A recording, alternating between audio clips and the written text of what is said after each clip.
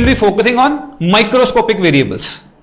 हजे तक तुसी की पढ़िया मैक्रोस्कोपिक, करंट की सीगा मूवमेंट ऑफ चार्जेस, ठीक है। कदे मैं we did not focus on the movement of a single electron, ठीक है। What we were saying, charges are crossing, so there is a current, right? So we have studied on the macroscopic level. Now we'll move in bit of microscopic level. एक conductor assume करो, ठीक है, और आप जानते हो कि there are free electrons inside any conductor. How many free electrons? फटाफट 10 पावर 22 पर सेंटीमीटर क्यूब अप्रॉक्स है, ठीक है।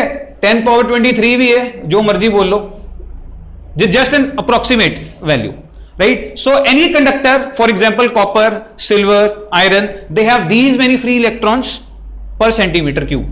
Do you know what is 1 centimeter cube? Yes. 1 centimeter by 1 centimeter by 1 centimeter, इतना सा, इसके अंदर इतने सारे फ्री इलेक्ट्रॉन्स हैं। ओके, आपने इलेक्ट्रिक फील्ड नहीं लगाया, हम पढ़ा ना हम लोगों ने कैसा बिहेवियर होता है अगर इलेक्ट्रिक फील्ड नहीं लगाया। They are in state of random motion due to their free electrons are in state of random motion due to thermal energy. random motion का मतलब किसी की वेलोसिटी किधर है, किसी की वेलोसिटी किधर है, किसी की इधर, किसी की उधर, they are randomly distributed, right? किसी का कोई ऐसा फिक्स मोशन नहीं है कि हाँ सारे के सारे इलेक्ट्रॉन इस डायरेक्शन में जा रहे हैं या सारे के सारे इलेक्ट्रॉन दूसरी डायरेक्शन में जा रहे हैं। They are in state of random motion. If they are in state of random motion, what is the v average? बताओ, वी एवरेज डिफाइन कैसे करते हैं? बोलो, एवरेज कैसे निकाला जाता है? V1 plus V2 plus V3 plus V4 divided by जितने नंबर है, ऐसे ही निकालते हो। बट दे है all are in different directions, तो क्या स्केलर सम करके डिवाइड करेंगे क्या? एवरेज कैसे निकाला जाएगा? वेक्टर सम ऑफ ऑल, यानी कि U1 vector plus U2 vector plus U3 vector up till UN vector divided by n। This must be equal to 0। इतनी बात समझ में आती है? रैंडम मोशन का तो यही मतलब है। ओके, अगर एक सिंगल इलेक्ट्रॉन के मोशन को मैं स्टडी करना स्टार्ट करूं, एक सिंगल इलेक्ट्रॉन का मोशन कैसा होगा? फॉर एग्जांपल अभी स्टार्टिंग में इसका वेलोसिटी इधर है ड्यू टू थर्मल एनर्जी, क्या होगा? The moment it tries, it move certain distance, क्या होता है? दे कोलाइड, राइट? कोलिजन होती है, किसके साथ कोलिजन होती है? With the positive fellow electrons, right, और positive metal kernels. Metal kernel means metal के आयंस जिससे वो इलेक्ट्रॉन निकले हुए हैं, ठीक है। They are vibrating at their own positions, right. तो मान लो अभी इसकी स्पीड u1 है ड्यू टू थर्मल एनर्जी, थोड़ा सा आगे डिस्टेंस आया, किसी के साथ कोलाइड किया। जब कोलाइड करेगा इट लूजेस इट्स एनर्जी, ध्यान से सुनना, when it collides it loses its energy, almost it stops। फिर क्या होगा? फिर से थर्मल वेलोसिटी मिलेगी कहीं ना कहीं से। थर्मल वेलोसिटी का क्या मतलब है? Due to random motion, due to thermal, due to temperature. Are you getting ना? मान लो यहां से कोलाइड किया, इसकी वेलोसिटी 0 हो गई, फिर इसको रैंडम किसी और डायरेक्शन में वेलोसिटी मिली ड्यू टू थर्मल एनर्जी। मान लो इधर मिल गई, इधर भागना स्टार्ट हो गया, फिर कहीं कोलिजन हो गया, कोलिजन हुआ, फिर से उसने एनर्जी लूज की, फिर कहीं और डायरेक्शन में वेलोसिटी मिली, मान लो इधर भागना स्टार्ट हो गया, सो ऑन सो फोर्थ। इसको होता है रैंडम मोशन करना, ठीक है। कोई भी इलेक्ट्रॉन ऐसे रैंडम मोशन करता है कहीं भी, आई डोंट नो किधर, there is no fix direction. Random का ये मतलब है ना? Yes sir. Any problem till here? पक्का? भागा, कोलाइड किया, द कोलाइड किया तो सारी एनर्जी लूज कर गया, फिर से किसी और डायरेक्शन में थर्मल एनर्जी मिल गई उसको, फिर इधर भागा, फिर कोलाइड किया, फिर किसी डायरेक्शन में मिल गई, मान लो इधर मिल गई, सो एंड सो फोर्थ। सभी इलेक्ट्रॉन्स का ऐसे ही बिहेवियर है ना, कोई दिक्कत तो नहीं। ऑन एवरेज सबकी वेलोसिटी का अगर वेक्टर सम कर दो, it will come out to be 0। यहां तक किसी को कोई doubt? Okay, what will happen अगर अब इस कंडक्टर को इलेक्ट्रिक फील्ड लगाई जाए? इलेक्ट्रिक फील्ड कैसे लगाते हैं? बैटरी की हेल्प से। आपने लगाया पोटेंशियल डिफरेंस, ये हायर पोटेंशियल, ये लो पोटेंशियल, जिसकी वजह से अंदर इलेक्ट्रिक फील्ड कहां से स्टैब्लिश हो गया? पॉजिटिव से नेगेटिव डायरेक्शन में। Any problem? अब ये इलेक्ट्रिक फील्ड क्या करेगा? इलेक्ट्रॉन्स के ऊपर फोर्स लगाएगा, हाँ या ना? किधर फोर्स लगाएगा इलेक्ट्रॉन्स को? दे आर नेगेटिव चार्जेस, तो फील्ड के ऑपोजिट। तो हर इलेक्ट्रॉन को एक इधर फोर्स लगना स्टार्ट हो जाएगा, यस। इतनी बात समझ में आ रही है? Yes sir. देखते हैं, मान लो इलेक्ट्रॉन, कोई भी इनमें से कोई एक इलेक्ट्रॉन पकड़ लो, मान लो मैंने इस इलेक्ट्रॉन की मैं बात कर रहा हूं, तो इसकी एक रैंडम वेलोसिटी इस डायरेक्शन में है। ये किसकी वजह से है? ये थर्मल की वजह से है। ठीक है, दिस वेलोसिटी, दिस इज, जो वेलोसिटी थर्मल एनर्जी की वजह से होती है ना, we call it thermal velocity. Are you getting ना? ठीक है, तो this is thermal velocity. Any problem till here? किसी को यहां तक कोई दिक्कत नहीं है? No sir. अच्छा, ये रैंडम वेलोसिटी है, लेकिन आपने इलेक्ट्रिक फील्ड लगाया इधर, जिसकी वजह से इस इलेक्ट्रॉन को इधर फोर्स लगने लगा, हाँ या ना? अब एक चीज नोटिस करो, ये जो थर्मल वेलोसिटी है, what is the order of this thermal velocity that we have already discussed? 10 power 6 meter per second, the huge velocity. ठीक है, thermal velocity is very very large velocity, approx of the order of 10 की power meter per second. और ये जो force है, force कितना होता है? Q इंटू ई। क्यू क्या है? इलेक्ट्रॉन का चार्ज, और जो इलेक्ट्रिक फील्ड लगाया आपने। ठीक है, चार्ज कितना होता है? 1.6 10 power minus 19। So this is very small number. Electric field भी कोई ज्यादा नहीं है। अगर आपने बैटरी लगाई, फॉर एग्जांपल 1.5 वोल्ट लगा दी आपने, तो इलेक्ट्रिक फील्ड में भी खास नहीं है। तो दैट मीन ये जो नंबर है, यानी कि ये जो फोर्स है, this is also very small, not very large. लेकिन ये वेलोसिटी बहुत ज्यादा है, लेकिन जो खींचने वाला फोर्स है वो इतना ज्यादा नहीं है। उससे होगा क्या? अच्छा, एक चीज, जैसे अब मैं बोलता हूं कि मान लो कोई पत्थर आ रहा है, बहुत तेजी के साथ नीचे गिर रहा है, ठीक है, रास्ते में आया, मैंने इसको पिंच किया ऐसे, I just applied a force, कैसा पाथ लेगा? एग्जैक्टली ऐसे चलना स्टार्ट हो जाएगा क्या? ठीक है, ऐसे आ रहा होगा तो ऐसे हो जाएगा, बस हल्का सा टिल्ट हो जाएगा, ऐसा ही है ना? सेम हियर, वेलोसिटी इधर है, आपने इधर फोर्स लगाया, तो कैसा, किधर वेलोसिटी गेन करेगा? वो थोड़ा सा इधर हो जाएगा। इतनी बात समझ में आती है? बच्चे यहीं पे परेशान होते रहते हैं, गलती यहां पे होती है, बच्चे बोलते हैं जिधर फोर्स है सारे के सारे इलेक्ट्रॉन इधर मूव करना स्टार्ट हो गए। Answer is no. Are you getting? Electric field जब आपने लगाया, ऐसा नहीं है कि सारे के सारे इलेक्ट्रॉन इधर मूव करना स्टार्ट हो गए। जिधर रैंडम वेलोसिटी है, हल्का सा वेलोसिटी गेन करता है, किसकी डायरेक्शन में? फोर्स की डायरेक्शन में, थोड़ा सा टिल्ट होता है, ज्यादा नहीं। कोई दिक्कत? पक्का? ओके, तो इसका पाथ कैसा होगा फिर? इसका पाथ कैसा होगा? ये तो मैंने वेलोसिटी बनाई है कि इधर वेलोसिटी गेन करेगा, पाथ कैसा होगा? कोई मुझे बताएगा? हाँ एग्जैक्टली, इसी के ऊपर ड्रॉ करो तो देखो, अगर फील्ड नहीं है तो सीधा जा रहा था, due to random thermal velocity that is constant. ठीक है, दिस इज कांस्टेंट। लेकिन अब अगर फोर्स उधर लगेगी तो फिर सीधा नहीं जा पाएगा, थोड़ा सा मुड़ जाएगा, ऐसे कर्व ले लेगा थोड़ा सा। ये ज्यादा कर्व दिखा दिया मैंने, ऐसे। कोई दिक्कत तो नहीं किसी को? समझ में आया कहां से आया? हाँ या ना? पक्का ना? Yes sir. तो ऐसा कर्व सा हो गया। कर्व क्यों हुआ? स्ट्रेट क्यों नहीं चला गया? क्योंकि लगातार फोर्स लग रहा है ना उधर, वो लगातार अपनी डायरेक्शन बदल रहा है उस तरफ। ओके, तो अगर इलेक्ट्रिक फील्ड ना लगाया होता तो यहां पे पहुंचता, फील्ड लगाया तो यहां पे पहुंचा। ठीक है, मान लो यहां पे कोलाइड कर गया, थर्मल वेलोसिटी मान लो इधर मिली, तो क्या सीधा जाएगा? अब फोर्स क्योंकि उधर लग रहा है तो किधर जाएगा? किस तरफ? ये ज्यादा हो गया।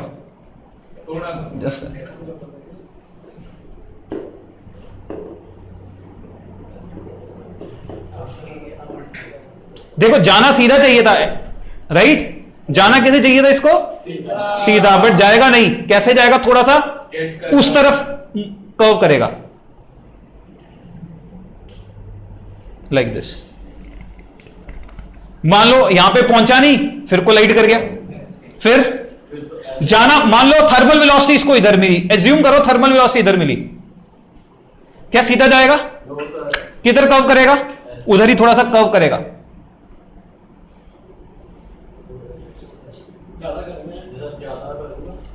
ठीक है, सीधा सीधा नहीं गया, उस साइड कर्व किया, फिर मान लो कोलाइड कर गया। अरे यार ड्राइंग है। फिर मान लो रैंडम वेलोसिटी ऊपर की तरफ मिली, क्या सीधा तो जाएगा नहीं, फिर बाहर की तरफ कर्व करेगा। ये ज्यादा ऐसे वेरिएशन मैंने दिखा दिया।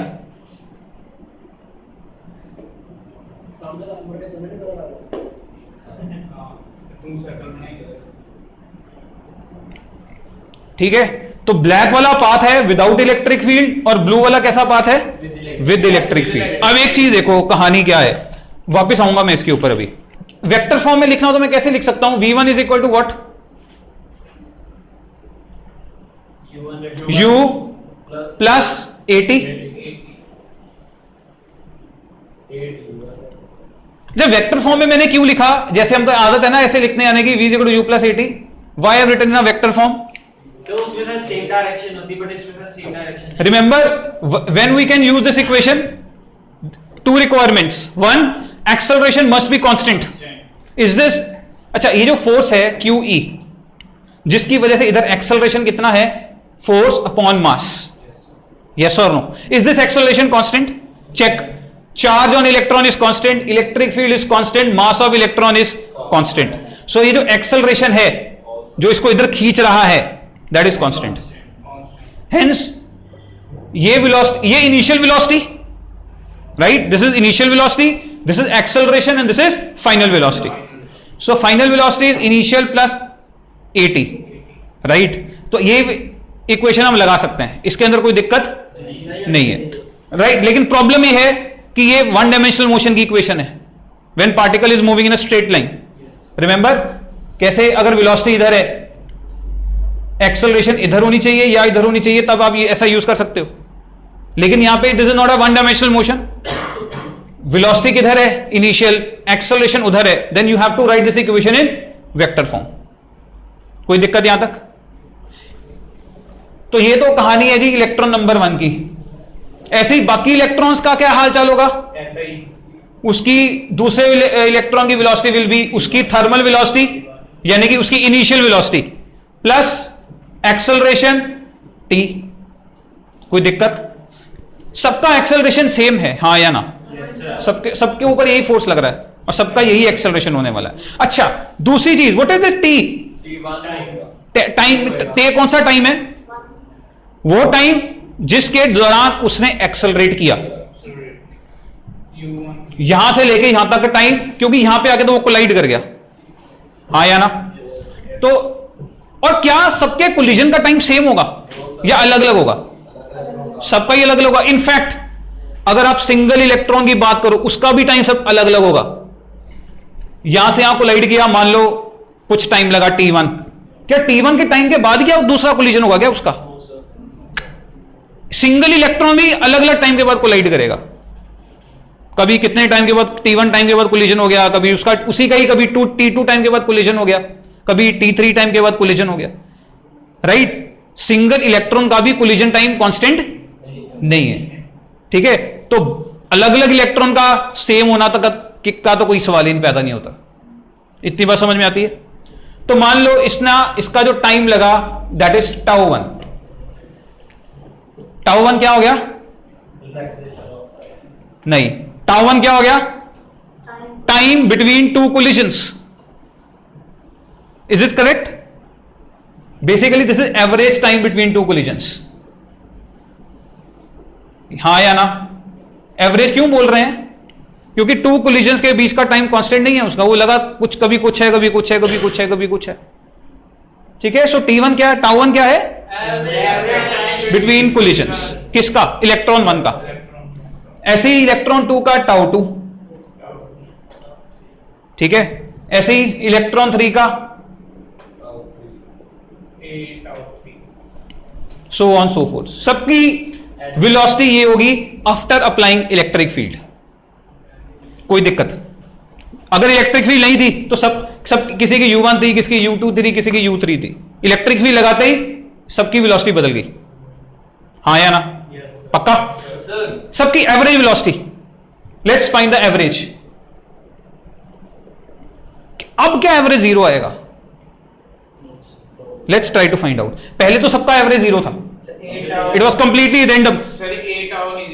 Now let's find average. सबका एवरेज करो तो initial velocity v1 vector plus v2 vector plus v3 vector up till vn vector divided by n। करो सबका। v1 की जगह क्या डाल दो, ये v2 की जगह पुट, इनका sum is equal to what, u1 u2 plus u3 इनका सम।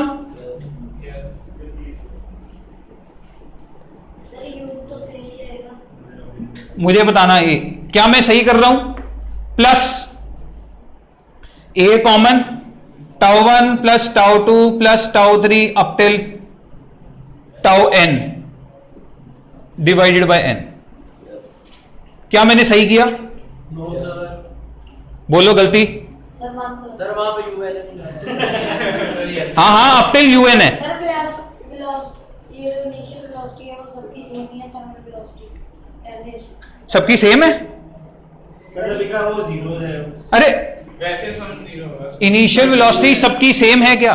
सर कैसे? थर्मल वेलोसिटी क्यों थर्मल वेलोसिटी सेम क्यों होगी यार? मैंने बोला इसके आसपास होती है, का मतलब ये नहीं है कि वो सेम है सबकी, डायरेक्शन सबकी अलग अलग है। ठीक है, velocity has magnitude and direction, direction सबका अलग अलग है। ये टर्म 0 होगी वहां से। नहीं ये ठीक है या नहीं? ये ठीक है। ठीक है ना? अब वो टर्म से 0 हो जाएगी। ये तो 0 है। Yes sir. So we average कितना आया? 2 + 8 आउट गया। ठीक है, okay. Substitute acceleration from air please यार गलानी। We average is how much?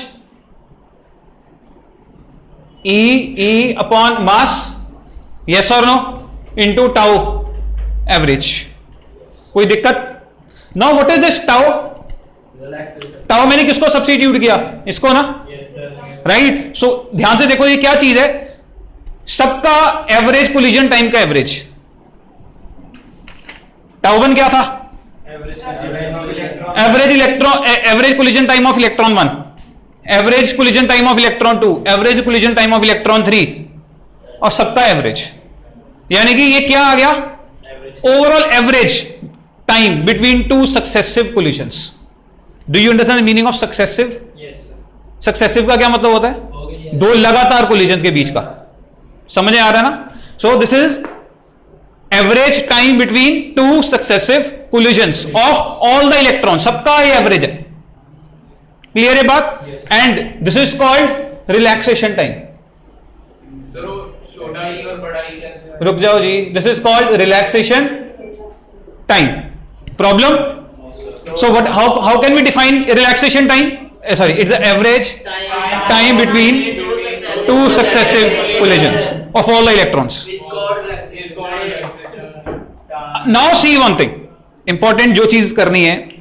अब एक चीज देखो, अगर मैं किसी चीज के ऊपर फोर्स लगाऊं, अगर मैं किसी चीज के ऊपर फोर्स लगाऊं, it must accelerate. If it accelerate it must gain velocity continuously, वो फास्ट होना चाहिए लगातार। हाँ या ना? हाँ या ना? बट अगर आप यहां पे एक चीज नोटिस करो, जो वी एवरेज आया सबका, E is constant, electric field applied is constant, mass is constant, and relaxation time average is constant. Average it is constant. तो that means जो V average बना सबका, this is constant. क्वेश्चन ध्यान से सुनो, सब इलेक्ट्रॉन्स के ऊपर फोर्स लग रहा है, all electrons must have accelerated, but what we are finding is on average all velocities have attained a constant velocity on average. Single electron की बात नहीं कर रहा हूं, on average electrons have achieved what? A constant speed, a constant velocity, and this constant velocity is called drift velocity. अब कहानी सुनना ध्यान से, and this constant velocity is called drift velocity. ठीक है, इसको वीडी के साथ रिप्रेजेंट करते हैं, तो वीडी क्या हो गया? E upon M tau. ठीक है, where tau is a relaxation time, mass is mass of electron, electric field, charge on electron. ठीक है, Q की जगह मैंने क्या डाल दिया? चार्ज। इलेक्ट्रॉन की बात कर रहे हैं तो E। This is drift velocity. ठीक है, what is the difference between drift velocity and the actual velocity of electron? देखो, एक्चुअल वेलोसिटी अगर आप देखो, ब्लैक कलर अगर देखो आप, ब्लैक वाली, they are thermal velocities. Without electric field ऐसा मोशन होना चाहिए था, एंड विद इलेक्ट्रिक फील्ड ये ब्लू कलर वाली लाइन है। यस और नो? अब एक चीज नोटिस करो, आपने इलेक्ट्रिक फील्ड तो उधर लगाया, सॉरी इलेक्ट्रिक फील्ड लगाया, फोर्स उधर लग रहा है। हम अगर मान लो थर्मल वेलोसिटी ना होती तो इलेक्ट्रॉन क्या करते, सारे के सारे इधर ही मूव करते। बट थर्मल वेलोसिटी के कारण अब एक्चुअल देखो, इलेक्ट्रॉन स्टार्ट यहां पे हुआ था, इधर इधर इधर स्टार्ट यहां से हुआ था, फोर्स उधर, सॉरी फोर्स उधर लगा, उधर जाने के बजाय आया तो इधर है। लेकिन क्यों इधर आया? थर्मल वेलोसिटी के कारण, वो रैंडम है। लेकिन डिफरेंस है कि अगर इलेक्ट्रिक फील्ड ना होती तो यहां पे पहुंचता, फील्ड के प्रेजेंस में वो थोड़ा सा इधर ड्रिफ्ट किया। अब ऐसा समझ लो, मान लो एक बंदे को जलंधर से लुधियाना पहुंचना है, ये टारगेट है, कोई दिक्कत। अब वो मस्ती करता करता कभी इधर कपूरथले चला गया, कभी अमृतसर चला गया, कभी इधर चला गया, कभी उधर चला गया, फिर कभी इधर, कभी उधर, कभी इधर, कभी उधर, सारा दिन घूमने फिरने के बाद पता चला वो अभी फगवाड़े पहुंचा है शाम तक। ठीक है, अब उसकी ड्रिफ्ट वेलोसिटी क्या हुई?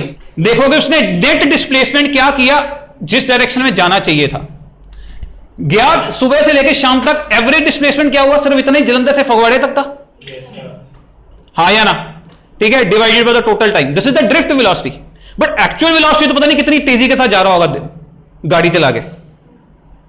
Are you getting? मान लो 100 की स्पीड से इधर उधर घूमता रहा, actual velocity is approximately 100। But अगर मैं ड्रिफ्ट वेलोसिटी देखूं तो कितनी आ रही होगी? जलंधर से फगवाड़े का डिस्टेंस है 30 किलोमीटर। ठीक है, मान लो 10 घंटे दिन में घूमता रहा, तो ड्रिफ्ट वेलोसिटी कितनी आई उसकी? 3 kilometre per hour, which is very very small. Same is with the electrons. इतनी बात समझ में आती है? ड्रिफ्ट का मतलब समझ रहे हो? ऑन एवरेज फोर्स की डायरेक्शन में कितना गया, चीज समझ में आ रही है ना? ऑन रैंडम वो ऐसे ऐसे घूम रहा है ना, इधर उधर कहीं भी जा रहा है। हमें देखना है वो नेट इस डायरेक्शन में कितना बड़ा। आप ड्रिफ्ट का मतलब नहीं समझे, फिर से आप ड्रिफ्ट का मतलब नहीं समझे। ड्रिफ्ट का मतलब दोबारा से सुनो, drift velocity does not mean their actual velocity. ठीक है, अगर किसी बंदे को मान लो इधर की तरफ जाना है, बट वो मस्ती से इधर उधर घूमते जा रहा है, ठीक है, बट ड्रिफ्ट वेलोसिटी का मतलब है ऑन एवरेज थोड़ी देर के बाद वो जिधर जाना चाहिए था उस तरफ कितना बड़ा, डिवाइडेड बाय द टाइम। ठीक है, इधर उधर घूमता रहा और शाम पे 10 घंटे के बाद पहुंचा सिर्फ फगवाड़े। Are you getting? तो ड्रिफ्ट वेलोसिटी क्या हुई? डिस्प्लेसमेंट तो सिर्फ इतना ही हुआ ना, ठीक है सर। इफेक्टिव डिस्प्लेसमेंट तो यही हुआ ना, दैट इज 30 किलोमीटर। टाइम कितना लिया? 10 hours. So drift velocity is what? 3 kilometre per hour. So this is called drift velocity. अब समझ में आया व्हाट इज ड्रिफ्ट वेलोसिटी? ठीक है सर, कहां अगर सीधा जाता तो 100 किलोमीटर पर आवर बनाता, कहां वो थोड़ा घूम घाम के क्या जाता होगा। हाँ, same is with the electrons. ठीक है, ये तो एक सिंगल, तो यहां पे उसका एक्चुअल डिस्प्लेसमेंट कितना है? ये वाला। फील्ड ना लगी होती तो यहां पे पहुंचता, फील्ड की प्रेजेंस में सिर्फ इतना आगे बढ़ाना, जाना इधर चाहिए था उसको। सो ये डिस्प्लेसमेंट है, एवरेज डिस्प्लेसमेंट। इतनी बात समझ में आती है? तो थर्मल वेलोसिटी तो इतनी है, लेकिन अगर इलेक्ट्रॉन्स की ड्रिफ्ट वेलोसिटी की बात करो, it comes 1 mm, approximate 1 mm पर सेकेंड। यानी कि एक इलेक्ट्रॉन अपनी ओरिजिनल मतलब जिधर जाना चाहिए उधर 1 मिलीमीटर आगे बढ़ता है 1 सेकंड के अंदर। लेकिन ओरिजिनल वेलोसिटी देखो तो इतने मीटर पर सेकंड है। मतलब समझ में आया या नहीं आया? हाँ या ना? पक्का? Please raise your hand if you have any problem till here. Okay, अच्छा ये तो पहले तो ये डायग्राम बनाओ, ढंग से बनाना, 2 पेन लेके बनाना। ये डायग्राम बनेगा page number 6 topic number 2, page number 6 topic number 2। Black colour का पाथ अलग अलग पेन से बनाना प्लीज, ध्यान से। ऐसी स्ट्रेट लाइन खींच देना, ये डॉटेड जैसे मैंने डॉटेड इधर जाना चाहिए था लेकिन इधर गया। फील्ड इधर है, सी फील्ड इधर है, फोर्स उधर है। अब देखो क्वेश्चन पता है क्या आता है, ध्यान से सुनना। एक एनसीईआरटी का क्वेश्चन है, कहता अगर आप किसी भी कंडक्टर के क्रॉस पोटेंशियल डिफरेंस लगा दो, मान लो आपने इधर पॉजिटिव लगाया था नेगेटिव लगाया, तो सारे इलेक्ट्रॉन, क्या सारे के सारे इलेक्ट्रॉन अब एक ही डायरेक्शन में मूव कर रहे हैं? on average they are moving in this direction, but if you see a single electron, it may be moving, it may not be moving. देख सकते हो ना, कहीं कोई मान लो कोई इलेक्ट्रॉन इधर जा रहा था, इधर ही जा रहा था, कोलाइड हो गया, हो सकता है डायरेक्शन बदल ले वो, बट ऑन एवरेज अगर सबका बिहेवियर देखोगे तो they are moving in one direction on average. Individual may not be, may be, but on average they are moving in same direction on average, but individually they may बी और they may not B. इतनी बात समझ में आती है. फिर से अब मैं फुटबॉल की एग्जांपल ले रहा हूं. देखो फुटबॉल ऐसे अगर मान लो सीधा अगर मैं किक करता हूं वो सीधा आएगा. अगर वही फुटबॉल सीढ़ियों से टप्पा खाता खाता है, इंडिविजुअल अब एक पर्टिकुलर इंस्टेंट पे देखो, हो सकता है फुटबॉल टप्पा खा के ऊपर की तरफ उछल रहा हो, लेकिन अगर बहुत सारे फुटबॉल आ रहे हैं ऑन एवरेज आपको दिखाई देगा कि फुटबॉल नीचे आ रहे हैं. बट अगर इंडिविजुअल को देखोगे तो हो सकता है कोई टप्पा खा के ऊपर जा रहा हो, कोई इधर जा रहा हो, कोई उधर जा रहा हो, कोई इधर जा रहा हो. On average they are coming down, but individual level पे देखोगे they may be, they may not be. दूसरा क्वेश्चन आता है, इनका पाथ होता कैसा है without electric field and with electric field. Do they move in a straight line और they follow curve paths. Without electric field, they follow straight path between two successive collisions. Right? अगर overall बात करें, they follow zigzag path. But between two successive, it's straight. But in the presence of electric field, it's generally curved. कोई problem clear? Easy है? Okay. और एक question आता है, force लग रहा है सबके ऊपर, so they all must accelerate, but what we are finding is they are drifting with the constant velocity, a drift velocity. Why? Answer क्या है? क्यों? फोर्स लगा, obviously it will accelerate. v is equal to u plus at. Initial velocity है thermal velocity, acceleration की वजह से ये हो गई फाइनल वेलोसिटी. तो एक्सेलरेशन की वजह से वेलोसिटी बढ़ने की कोशिश करती है, बट द प्रॉब्लम क्या होती है? The moment it start accelerating it collides, it will lose all its velocity again.